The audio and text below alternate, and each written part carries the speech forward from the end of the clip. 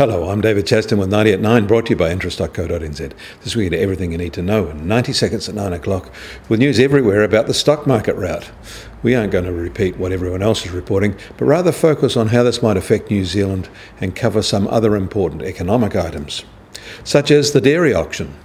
That is up 5.9% overall, with whole milk powder prices up 7.6% and skim milk powder prices up 7.2%. These are gains that actually might bolster the Farmgate payout price estimates. But while we're on holiday, US markets took fright. The earlier bond drop has turned into a fierce drop in equity prices. The S&P 500 is down 5% since Friday. And now bond markets are suddenly something of a safe haven, attracting a flood of money, enough to drive down yields, the very same ones whose rises triggered the angst. But they have stabilised this morning, with yields slightly higher today than yesterday. That angst is extreme. Look at our VIX chart to get a sense of it. When our markets open today, expect wholesale interest rates to tumble. Given that our short end is already at record lows, reaction there could be interesting. On the exchange rate front, relationships are little changed. But markets are not economies, and we make a mistake if we think they are. However, economies are driven by confidence, and large changes in stock and bond or currency markets can have an effect on confidence.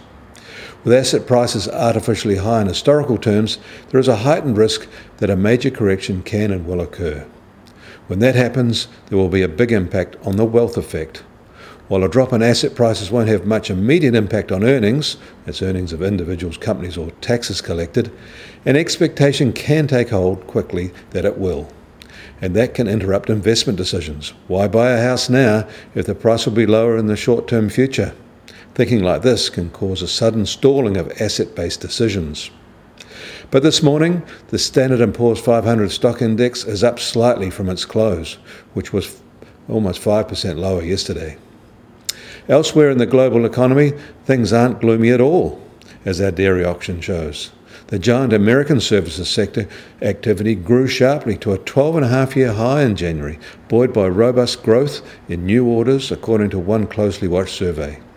The European survey was also very good, but it was the only one where the factory sector outshone the expanding services sector, putting them at a 12-year high.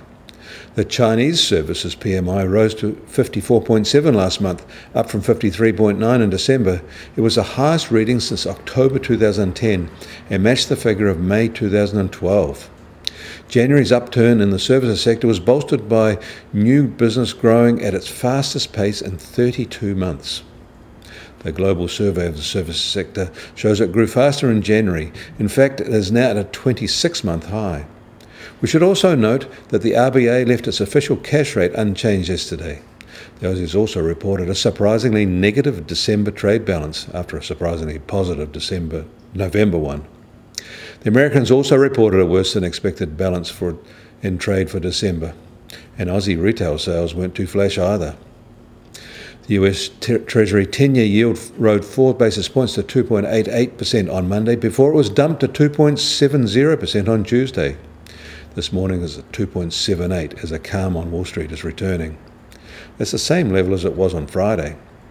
Local swap rates will start today with a strongly positive 114 basis points 210 curve, but all eyes will be on this market reaction when it opens soon.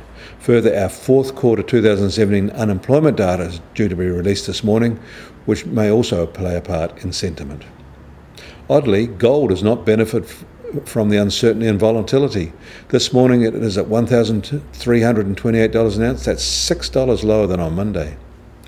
Oil prices are down marginally as well, with the US benchmark now just under $64 a barrel, while the Brent benchmark is at $67 a barrel. All the bond and equity market turmoil has been totally ignored on currency markets.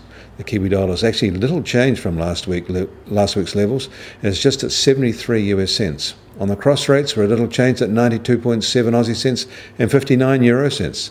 That puts the TWR at just at 74.1, its general level for most of 2018. I'm David Chaston. That was 90 at 9, brought to you by interest.co.nz.